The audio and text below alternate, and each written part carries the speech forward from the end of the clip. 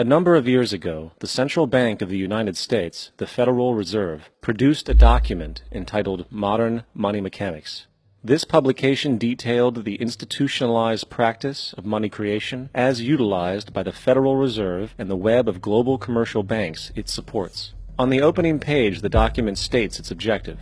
The purpose of this booklet is to describe the basic process of money creation in a fractional reserve banking system. It then proceeds to describe this fractional reserve process through various banking terminology, a translation of which goes something like this.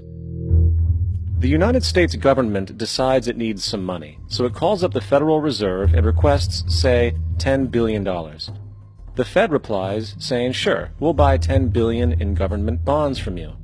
So the government takes some pieces of paper, paints some official-looking designs on them, and calls them treasury bonds.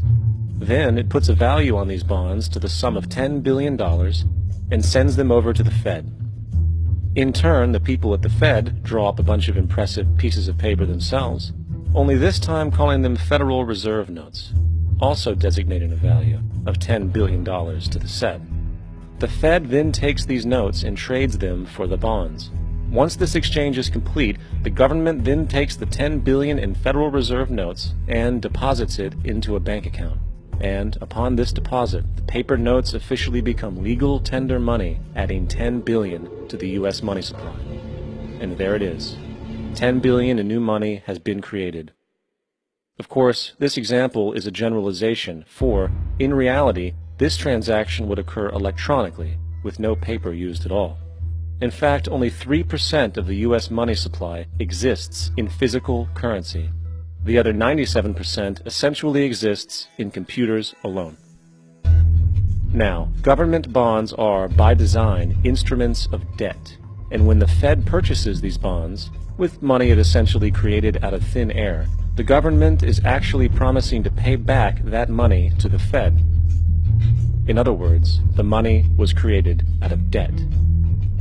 This mind-numbing paradox of how money or value can be created out of debt or a liability will become more clear as we further this exercise. So, the exchange has been made and now $10 billion sits in a commercial bank account. Here's where it gets really interesting. For as based on the fractional reserve practice, that $10 billion deposit instantly becomes part of the bank's reserves, just as all deposits do. And regarding reserve requirements, as stated in Modern Money Mechanics, a bank must maintain legally required reserves equal to a prescribed percentage of its deposits. It then quantifies this by stating, under current regulations, the reserve requirement against most transaction accounts is 10%. This means that with a $10 billion deposit, 10% or $1 billion is held as the required reserve, while the other $9 billion is considered an excessive reserve and can be used as the basis for new loans. Now, it is logical to assume that this $9 billion is literally coming out of the existing $10 billion deposit. However, this is actually not the case. What really happens is that the $9 billion is simply created out of thin air on top of the existing $10 billion deposit. This is how the money supply is expanded.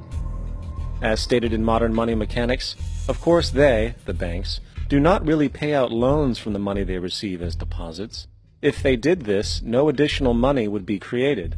What they do when they make loans is to accept promissory notes, loan contracts, in exchange for credits, money, to the borrower's transaction accounts. In other words, the $9 billion can be created out of nothing simply because there is a demand for such a loan and that there is a $10 billion deposit to satisfy the reserve requirements. Now, let's assume that somebody walks into this bank and borrows the newly available $9 billion. They will then most likely take that money and deposit it into their own bank account.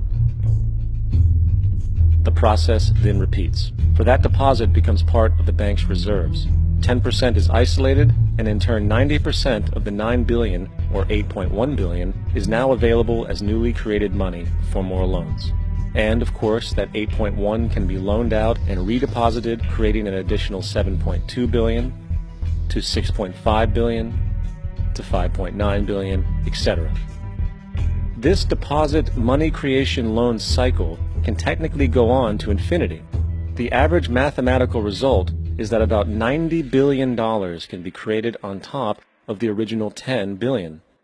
In other words, for every deposit that ever occurs in the banking system, about 9 times that amount can be created out of thin air. Money jitters. Ask the obliging Bank of America for a jar of soothing instant money, M-O-N-E-Y, in the form of a convenient personal loan. So, now that we understand how money is created by this fractional reserve banking system, a logical yet elusive question might come to mind. What is actually giving this newly created money value? The answer? The money that already exists. The new money essentially steals value from the existing money supply. For the total pool of money is being increased irrespective to demand for goods and services. And as supply and demand finds equilibrium, prices rise, diminishing the purchasing power of each individual dollar. This is generally referred to as inflation, and inflation is essentially a hidden tax on the public. What is the advice that you generally get? And that is, inflate the currency. They don't say debase the currency. They don't say devalue the currency. They don't say cheat the people who are saved. They say lower the interest rates. The real deception is when we distort the value of money. When we create money out of thin air, we have no savings, and yet there's so-called capital. So my question boils down to this: how in the world can we expect to solve the problems of inflation, that is, the increase in the supply of money, with more inflation? Of course, it can't. The fractional reserve system of monetary expansion is inherently inflationary. For the act of expanding the money supply, without there being a proportional expansion of goods and services in the economy, will always debase a currency. In fact, a quick glance at the historical values of the US dollar versus the money supply reflects this point definitively, for the inverse relationship is obvious.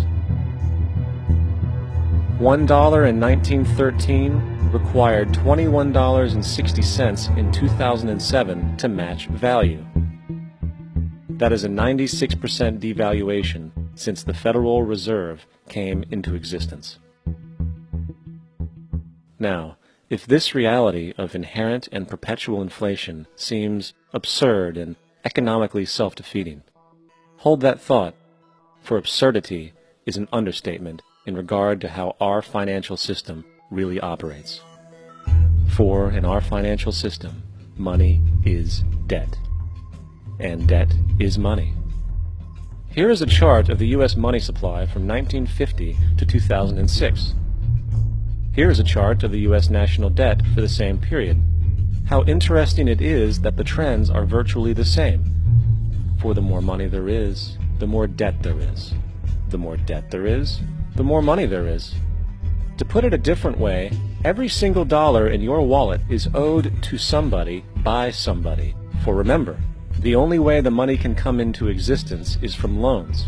Therefore, if everyone in the country were able to pay off all debts, including the government, there would not be $1 in circulation.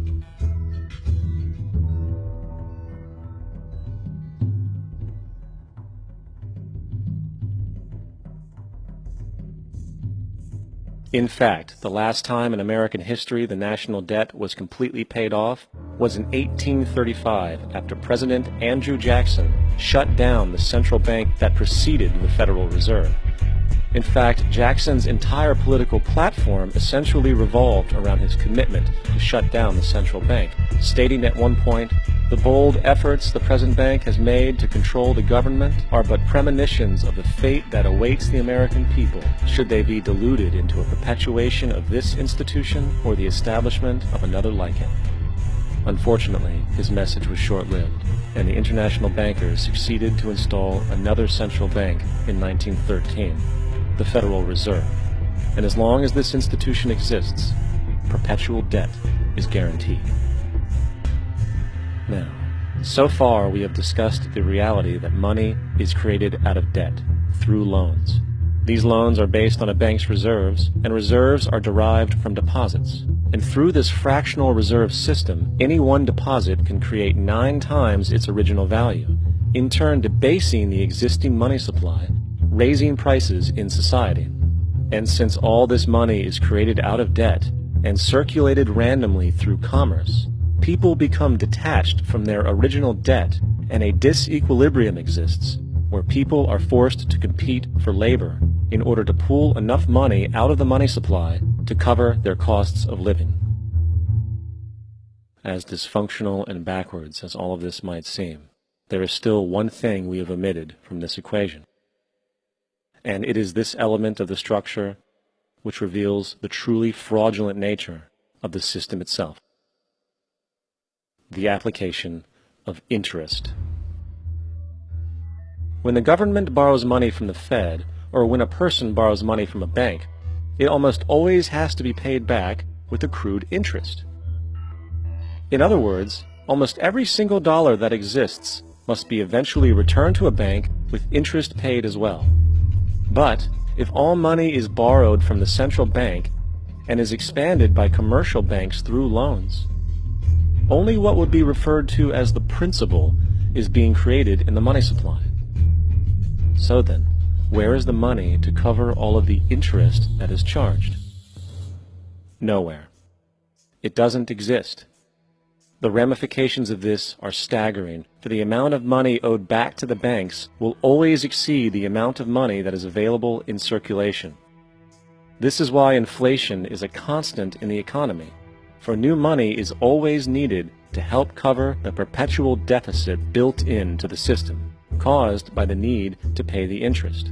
What this also means is that mathematically, defaults and bankruptcy are literally built into the system, and there will always be poor pockets of society that get the short end of the stick. An analogy would be a game of musical chairs, for once the music stops, somebody is left out to dry. And that's the point. It invariably transfers true wealth from the individual to the banks. For if you are unable to pay for your mortgage, they will take your property. This is particularly enraging when you realize that not only is such a default inevitable due to the fractional reserve practice, but also because of the fact that the money that the bank loaned to you didn't even legally exist in the first place.